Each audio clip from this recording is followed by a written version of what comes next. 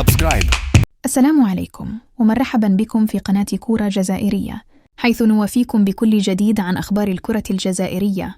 تحدث حفيظ الدراجي عن الوضع الحالي للمنتخب الوطني الجزائري واختيارات المدرب بعد عدم إشراك بعض اللاعبين الجدد مثل مازا وقبال، حيث قال: احترام خيارات المدرب لا يعني السكوت عن أخطائه، واحترام تاريخ النجوم لا يعني منحهم مكاناً دائماً في المنتخب رغم تراجع مستواهم. المنتخب ليس متحفاً للذكريات، بل واجهة الوطن، ومن لا يقدم الأداء المطلوب فعليه أن يرحل لاعباً كان أم مدرباً. النتائج الأخيرة ليست صدفة، بل ثمرة تراكمات من خيارات خاطئة ومجاملات قاتلة وغياب الجرأة في التغيير. من أراد أن يرتدي قميص المنتخب فعليه أن يثبت أنه الأجدر لا الأقدم.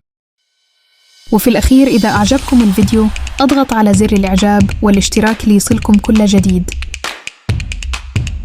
سبسكرايب.